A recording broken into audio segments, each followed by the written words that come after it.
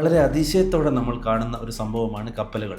വലിയ വലിയ കപ്പലുകൾ ചിലപ്പോൾ നമ്മൾ കണ്ടിട്ടുണ്ടാകും. അതിൻ്റെ സൈസും വളരെ വലുതായിരിക്കും. ചിലപ്പോൾ ഒരു സിറ്റി മുഴുവൻ ഉൾക്കൊള്ളാൻ കഴിയുന്ന കപ്പലുകളും ഉണ്ടാകും.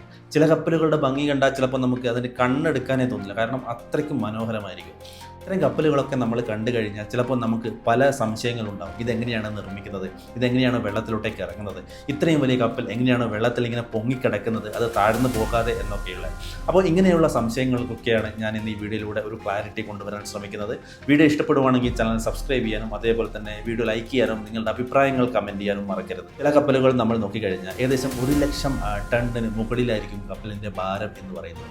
അപ്പോൾ ഇത്രയും വലിയൊരു കപ്പൽ, അതായത് ഇതൊരു ആഡംബര കപ്പലായിരിക്കും. അതിൽ ലക്ഷറി റൂമുകൾ ഉണ്ടായിരിക്കും, സ്വിമ്മിംഗ് പൂളുകൾ ഉണ്ടായിരിക്കും, അതേപോലെ തന്നെ കാസിനോസ് ഉണ്ടായിരിക്കും, റെസ്റ്റോറൻറ്റ്സ് ഉണ്ടാവും, ബാർ ഉണ്ടാവും. അങ്ങനെ പലതരത്തിലുള്ള ലക്ഷറി ഫെസിലിറ്റിയോടുകൂടി നിർമ്മിക്കുന്ന പലതരത്തിലുള്ള കപ്പലുകളുണ്ട്. അപ്പോൾ ഇത്രയും വലിയൊരു കപ്പൽ വെള്ളത്തിലൂടെ ഇങ്ങനെ പൊങ്ങി പോകുന്നത് കാണുമ്പോൾ ചിലർക്ക് ഒരു അതിശയം തന്നെ തോന്നുന്നുണ്ടാവും. അപ്പോൾ ഇത്രയും വലിയൊരു കപ്പൽ നിർമ്മിക്കുന്നത് എങ്ങനെയാണ് എന്നാണ് ഞാൻ ആദ്യമായിട്ട് പറയാൻ പോകുന്നത്. ഇത്രയും വലിയ കപ്പലുകൾ നിർമ്മിക്കാൻ ഏകദേശം ആയിരക്കണക്കിന് തൊഴിലാളികളുടെ ആവശ്യമുണ്ടാവും. അതേപോലെ തന്നെ ഒരു കപ്പൽ നിർമ്മിക്കാൻ മിനിമം 2 മുതൽ 3 വർഷം വരെ സമയവും എടുക്കും. ഇതിൻ്റെ നിർമ്മാണ പ്രക്രിയയെക്കുറിച്ച് പറയുകയാണെങ്കിൽ നിങ്ങളുടെ മനസ്സിൽ ആദ്യം വരുന്ന ചോദ്യം ഇത്രയും വലിയൊരു കപ്പൽ എവിടെയാണ് നിർമ്മിക്കുന്നത് എന്നായിരിക്കും. ഇത്രയും വലിയ കപ്പലുകൾ നിർമ്മിക്കുന്നത് കടലിനോട് അടുത്ത് സ്ഥിതി ചെയ്യുന്ന സ്ഥലത്ത് തന്നെയാണ്. അല്ലെങ്കിൽ ദൂരത്തോട്ടാണ് ഇത്രയും വലിയൊരു കപ്പലിൻ്റെ പ്രൊഡക്ഷൻ നിർമ്മാണ പ്രവർത്തനങ്ങൾ നടക്കുന്നതെങ്കിൽ ഇത് കടലിലോട്ടേക്ക് കൊണ്ടുപോകുന്നത് ബുദ്ധിമുട്ടേറിയതും അതേപോലെ തന്നെ ചിലവ് കൂടിയ ഒരു സംഭവമാണ്. അതുകൊണ്ട് തന്നെ കടലിനോട് ചേർന്ന് കിടക്കുന്ന സ്ഥലത്തായിരിക്കും കപ്പലിൻ്റെ നിർമ്മാണ പ്രവർത്തനങ്ങൾ നടക്കുന്നത്. അതിനായി ആദ്യം ചെയ്യുന്നത് അതിന് പറ്റിയ ഒരു സ്ഥലം കണ്ടെത്തും. സ്ഥലം കണ്ടെത്തുക എന്ന് പറയുമ്പോൾ കപ്പലിനേക്കാൾ വലിയ, അതായത് കപ്പലിൽ ഉൾക്കൊള്ളാൻ സാധിക്കണം ആ ഒരു സ്ഥലത്ത്. അതുകൊണ്ട് തന്നെ അവിടെയുള്ള വെള്ളം ആദ്യം ഒഴിച്ചു കളഞ്ഞ് അത് നിർമ്മാണ പ്രവർത്തനങ്ങൾക്ക് അനുയോജ്യമായ രീതിയിലേക്ക് മാറ്റും. അതിനുശേഷം കപ്പലിൻ്റെ അടിഭാഗം അല്ലെങ്കിൽ ബേസ് ചെറിയ ചെറിയ ബ്ലോക്കുകളുടെ സഹായത്തോടുകൂടി നിർമ്മിക്കും. അതിനു മുകളിലാണ് അതിമനോഹരമായ ബഹുനിലയുള്ള കപ്പൽ നിർമ്മിക്കുന്നത്. അതിൻ്റെ ഈ ഒരു ബേസ് എന്ന് പറയുന്നത് ഹാർഡ് സ്റ്റീൽ കൊണ്ടായിരിക്കും നിർമ്മിക്കുന്നത്. അങ്ങനെ മുഴുവൻ കപ്പലും സ്റ്റീൽ ഉപയോഗിച്ചാണ് നിർമ്മിക്കുന്നത്. എന്നാൽ ബേസ് മെറ്റീരിയൽ മുകളിലെ സ്റ്റീലിനേക്കാൾ അല്പം ഭാരം കൂടിയതായിരിക്കും. ഇതിന് കാരണം എന്ന് പറയുന്നത് കടലിലെ ഉപ്പുവെള്ളം ഇരുമ്പിൻ്റെയോ അല്ലെങ്കിൽ കപ്പലിൻ്റെ മറ്റേതെങ്കിലും ഭാഗത്തിനെയോ കേടുപാടുകൾ സംഭവിക്കാനുള്ള സാധ്യതയുണ്ട്. അത് ഒഴിവാക്കാൻ വേണ്ടിയാണ് ഇത്തരം മെറ്റീരിയലുകൾ കപ്പലുകളിൽ ഉപയോഗിക്കുന്നത്. കപ്പലിൻ്റെ മുകളിലോട്ടേക്കുള്ള ഭാഗം ഈ ബേസിനെ ഡിപ്പെൻഡ് ചെയ്തുകൊണ്ടാണ് ഇരിക്കുന്നത്. അതുകൊണ്ട് തന്നെ കട്ടിയുള്ള സ്റ്റീൽ ഷീറ്റ് കൊണ്ടാണ് കപ്പലിൻ്റെ ബേസ് നിർമ്മിക്കുന്നത്. എന്നിട്ട് അതിനു മുകളിൽ സ്റ്റീൽ കമ്പികൾ വെൽഡ് ചെയ്യുന്നു. അതിനു മുകളിൽ സ്റ്റീൽ ഷീറ്റിൻ്റെയും കമ്പിയുടെയും മറ്റൊരു ബേസ് ഉണ്ട്. അവസാനം കട്ടിയുള്ള സ്റ്റീൽ ഷീറ്റ് കൊണ്ട് കവർ ചെയ്യുന്നു. കപ്പലിൻ്റെ ബേസ് ഫ്ലോർ തയ്യാറാക്കുന്നത് ഇങ്ങനെയാണ്. കപ്പൽ സ്ട്രോങ് ആയിരിക്കുന്നതിൻ്റെ കാരണം ഇത് തന്നെയാണ്. അതിനുശേഷം സ്റ്റീൽ ഷീറ്റിൻ്റെ സഹായത്തോടെ കപ്പലിൻ്റെ ജനൽ, മുറി, ലോബി, ഗാലറി ഇതേപോലെയുള്ള കാര്യങ്ങളുടെ സ്ട്രക്ചർ തയ്യാറാക്കും. അങ്ങനെ കപ്പലിൻ്റെ എല്ലാ സ്ട്രക്ചറും തയ്യാറാക്കിയതിനു ശേഷം ഈ കപ്പലിൻ്റെ ഉള്ളിലെ ജോലി ആരംഭിക്കുകയാണ് ചെയ്യാറ്. കപ്പലിൻ്റെ ഉള്ളിൽ സ്റ്റീൽ ഷീലിംഗ് ഉണ്ടാക്കിയാണ് കപ്പലിൻ്റെ മേൽക്കൂര ഒരുക്കുന്നത്. അതിനുശേഷം കപ്പലിൽ മുഴുവൻ വൈദ്യുതി വിതരണത്തിൻ്റെ വയറിംഗ് ചെയ്യുന്നു. കപ്പലിൻ്റെ മുറികൾ തടിയും ഗ്ലാസും ഉപയോഗിച്ചാണ് നിർമ്മിക്കുന്നത്. അതായത് ഈ ഒരു ബേസ് ഉണ്ടാക്കിയതിനു ശേഷം കപ്പൽ മനോഹരവും അതേപോലെ തന്നെ ആഡംബരവും ആക്കാനുള്ള ഒരു ജോലിയാണ് അതിനുശേഷം ആരംഭിക്കുക. ഒരു സാധാരണക്കാരൻ്റെ ആവശ്യത്തിന് വേണ്ടിയിട്ടുള്ള എല്ലാ സൗകര്യങ്ങളും ആ ഒരു കപ്പലിൽ ഉണ്ടാവും. കപ്പൽ നിർമ്മിക്കുമ്പോൾ അതിൻ്റെ ആഡംബരമാണ് പ്രത്യേകം ശ്രദ്ധിക്കുന്നത്. അതേപോലെ തന്നെ ഈ കപ്പലിൻ്റെ എഞ്ചിനീയർ യാത്രക്കാരുടെ സുരക്ഷയെക്കുറിച്ചും പൂർണ്ണ ബോധ്യത്തോടു കൂടിയും അവരുടെ സുരക്ഷ ഉറപ്പാക്കിയതിനു ശേഷമായിരിക്കും അതിൻ്റെ ആ ഒരു നിർമ്മാണ പ്രവർത്തനം തുടങ്ങുന്നത്. കപ്പലിൻ്റെ ഇന്റീരിയർ എത്ര മനോഹരമാക്കാൻ കഴിയുന്നുവോ അത്ര മനോഹരമായിട്ട് തന്നെ അത് നിർമ്മിക്കുന്നു. കപ്പലിനുള്ളിലെ ആഡംബര bedroom, bathroom, lobby, casino, swimming pool, അതേപോലെ തന്നെ ഹോസ്പിറ്റൽ, എന്തിനേറെ പറയുന്നു കപ്പലിനുള്ളിലെ ഷോപ്പിംഗ് കോംപ്ലക്സ് വരെ ചിലപ്പോൾ നമ്മളെ ആദ്യ കാഴ്ചയിൽ തന്നെ അതിശയിപ്പിക്കും.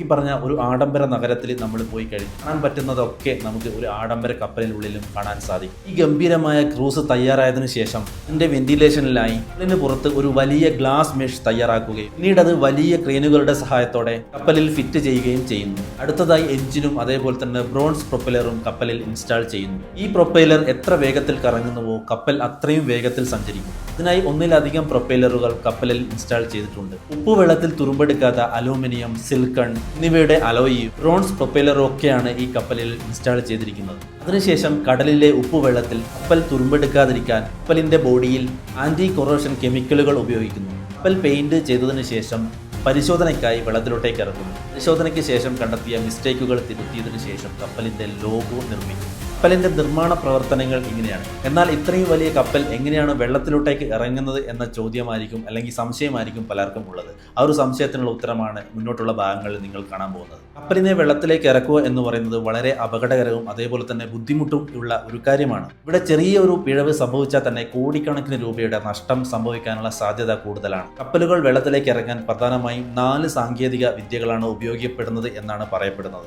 അതിൽ ആദ്യത്തേതാണ് ഫ്ലോട്ടിംഗ് ഔട്ട് ലോഞ്ചിങ്.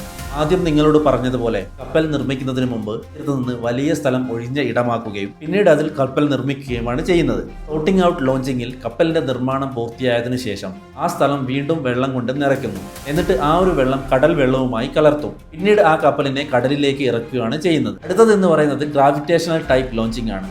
ഇത്തരത്തിലുള്ള ലോഞ്ചിങ്ങിൽ കപ്പൽ കടൽ തീരത്തേക്ക് കൊണ്ടുപോവുകയും ട്രെയിൻ ട്രാക്ക് പോലെയുള്ള ഒരു സ്ട്രക്ചറിൽ കപ്പലിനെ സെറ്റ് ചെയ്യുകയും ചെയ്യും. അതിനായി ആ ഒരു സ്ട്രക്ചറിൽ ആദ്യം നന്നായി ഓയിലും ഗ്രീസും ഒക്കെ ഇവർ പുരട്ടി വെക്കും. ഇത് ഫ്രിക്ഷൻ കുറയ്ക്കുവാൻ വേണ്ടിയാണ് അങ്ങനെ ചെയ്യുന്നത്. അതുകൊണ്ട് തന്നെ കപ്പലിന് എളുപ്പത്തിൽ തെന്നി കടലിലേക്ക് പോകാൻ സാധിക്കും. അങ്ങനെ ഗ്രീസ് തേച്ചതിനു ശേഷം കപ്പൽ സെറ്റിൽ വെക്കുന്നു. അങ്ങനെ കപ്പൽ വെള്ളത്തിലേക്ക് വഴുതി പോകാൻ സഹായിക്കുന്നു. ഇതിനെ ഗ്രാവിറ്റേഷണൽ ടൈപ്പ് ലോഞ്ചിങ് എന്ന് വിളിക്കാൻ കാരണം ഇവിടെ കപ്പൽ സെറ്റിൽ വെക്കുമ്പോൾ ഗുരുത്വാകർഷണം തന്നെ കപ്പൽ ലോഞ്ച് ചെയ്യുന്ന പ്രക്രിയ ചെയ്യുന്നുണ്ട്. എന്നാൽ ഇതിനൊരു നെഗറ്റീവ് പോയിന്റ് ഉണ്ട്. കപ്പൽ ഗ്രീസിൽ വഴുതി വെള്ളത്തിലേക്ക് പോയാൽ കപ്പലിനൊപ്പം ധാരാളം എണ്ണയും ഗ്രീസും കടലിലേക്ക് പോകുന്നു. ഇത് കടലിൽ വൻതോതിൽ മലിനീകരണം ഉണ്ടാക്കാനുള്ള സാധ്യതയുണ്ട്. അടുത്തത് എന്ന് പറയുന്നത് എയർ ബാഗ് ലോഞ്ചിങ് ആണ്. കപ്പൽ ലോഞ്ചിങ്ങിനുള്ള ഏറ്റവും ഈസിയായ മാർഗമാണിത്. ഇതിൽ സിലിണ്ടർ പോലെയുള്ള വലിയ എയർ ബാഗിലാണ് കപ്പലിനെ നിർത്തിവെക്കുന്നത്. പിന്നീട് കപ്പൽ അതോടൊപ്പം ഉരുണ്ട് വെള്ളത്തിലേക്ക് പോവുകയാണ് പതിവ്. നമ്മൾ ഇതുവരെ സംസാരിച്ച എല്ലാത്തിൽ നിന്നും വളരെ ഡിഫറെന്റ് ആയിട്ടുള്ള അല്ലെങ്കിൽ വളരെ അപകടം നിറഞ്ഞ ഒരു രീതിയാണ് മെക്കാനിക്കൽ ലോഞ്ച്. അതുകൊണ്ട് തന്നെ വലിയ കപ്പലുകൾ ഈ രീതിയിൽ ഒരിക്കലും വെള്ളത്തിലോട്ടേക്ക് ഇറക്കാറില്ല. കാരണം എന്ന് പറയുന്നത് ഇത്രയും വലിയ കപ്പലുകൾ ഈ രീതിയിൽ വെള്ളത്തിലോട്ടേക്ക് ഇറക്കി കഴിഞ്ഞാൽ അത് മുങ്ങാനുള്ള സാധ്യത കൂടുതലായിരിക്കും. ഈ ഒരു ടെക്നിക് എന്ന് പറയുന്നത് ട്രക്കിന്റെയോ അല്ലെങ്കിൽ മറ്റേതെങ്കിലും യന്ത്രത്തിന്റെ സഹായത്തോടെ കപ്പൽ ഉയർത്തി വെള്ളത്തിലോട്ടേക്ക് വെക്കുന്ന ഒരു പ്രക്രിയയാണ്. അതുകൊണ്ട് തന്നെ ചെറിയ കപ്പലുകൾക്ക് മാത്രമേ ഇത്തരത്തിലുള്ള ഒരു ലോഞ്ചിങ് സാധ്യമാകുകയുള്ളൂ. ഇനി നമ്മളുടെ അടുത്ത സംശയമായിരിക്കും ഈ വെള്ളത്തിലോട്ട് ഇറങ്ങിയ കപ്പലുകൾ എങ്ങനെയാണ് പൊങ്ങിക്കിടക്കുന്നത് എന്ന്. സാധാരണഗതിയിൽ ഒരു ആണി നമ്മൾ വെള്ളത്തിലോട്ടേക്ക് ഇട്ട് കഴിഞ്ഞാൽ തന്നെ അത് വെള്ളത്തിൻ്റെ അടിയിലോട്ടേക്ക് പോകുന്നത് നമുക്ക് കാണാൻ സാധിക്കും. അപ്പോൾ ഇത്രയും വലിയ കപ്പൽ എങ്ങനെയാണ് വെള്ളത്തിന് മുകളിൽ പൊങ്ങിക്കിടക്കുന്നത് എന്നുള്ളത് എല്ലാവർക്കും ഉള്ള ഒരു സംശയമാണ്. ഈ ചോദ്യത്തിനുള്ള ഉത്തരം സിമ്പിളായിട്ട് ഞാൻ നിങ്ങൾക്ക് പറഞ്ഞു തരാം. അതായത് ഗ്രാവിറ്റി കാരണം ഭൂമി എല്ലാം തന്നിലേക്ക് വലിച്ചെടുക്കുന്നു എന്ന് നിങ്ങൾക്കറിയാം. അതുകൊണ്ട് തന്നെ ആണി അല്ലെങ്കിൽ മറ്റേതെങ്കിലും വസ്തു നമ്മൾ വെള്ളത്തിലിട്ട് കഴിഞ്ഞാൽ അത് വെള്ളത്തിനടിയിലേക്ക് മുങ്ങിപ്പോകും. എന്നാൽ എന്തുകൊണ്ടാണ് കപ്പൽ മുങ്ങാത്തത്? ഇതിന്റെ ഉത്തരം എന്ന് പറയുന്നത് ആർക്കിമിഡീസ് പ്രിൻസിപ്പലിന്റെ സഹായത്തോടെയാണ് നമുക്ക് ലഭിക്കുന്നത്. ഈ തത്വത്തിൽ പറയുന്നത് നമ്മൾ എന്തെങ്കിലും വെള്ളത്തിലോട്ടേക്ക് ഇട്ട് കഴിഞ്ഞാൽ അതിന്റെ ഭാരം കൂടുന്തോറും ആ ഒരു സർഫസിൽ നിന്ന് കൂടുതൽ വെള്ളം ഡിസ്പോസ് ചെയ്യും എന്നതാണ്. ഇനി രണ്ടാമത്തെ കാരണം എന്ന് പറയുന്നത് എന്തും വെള്ളത്തിനടിയിലോട്ടേക്ക് പോകുമ്പോൾ അതിന്റെ ഭാരം കുറയാൻ തുടങ്ങുന്നു എന്നുള്ളതാണ്. കാരണം എന്ന് പറയുന്നത് അതിന്റെ ഗുരുത്വാകർഷണ ബലം അതിനെ താഴോട്ടേക്ക് വലിക്കുന്നുണ്ട്. പോയിന്റ് ഫോഴ്സ് എന്ന് പറയുന്ന മറ്റൊരു ഫോഴ്സ് അതിനെ മുകളിലേക്കും വലിക്കുന്നുണ്ട്. അതിന് ഉദാഹരണം എന്ന് പറയുന്നത് ചില സാധനങ്ങൾ നമ്മൾ വെള്ളത്തിലേക്ക് ഇട്ട് കഴിഞ്ഞാൽ അത് ആദ്യം താഴോട്ടേക്ക് പോവുകയും പിന്നീട് അത് പൊങ്ങി വരുന്നത് നമുക്ക് കാണാനും സാധിക്കും. ഈ ഒരു പ്രക്രിയ നടക്കുന്നത് ബോയിന്റ് ഫോഴ്സ് കാരണമാണ്. കപ്പലുകളിലും ഇതേ കാര്യം തന്നെയാണ് പ്രവർത്തിക്കുന്നത്. മിക്ക കപ്പലുകളും വലുപ്പത്തിൽ വളരെ വലുതാണ്. അതിന്റെ ഭാരം വലുപ്പവുമായി താരതമ്യം ചെയ്യുമ്പോൾ വളരെ കുറവായിരിക്കും. മുമ്പ് ഞാൻ പറഞ്ഞതുപോലെ കപ്പലുകൾ അലൂമിനിയം കൊണ്ടാണ് നിർമ്മിക്കുന്നത്. കാരണം എന്ന് പറയുന്നത് അത് വളരെ ഭാരം കുറഞ്ഞ ഒരു ലോഹമാണ്.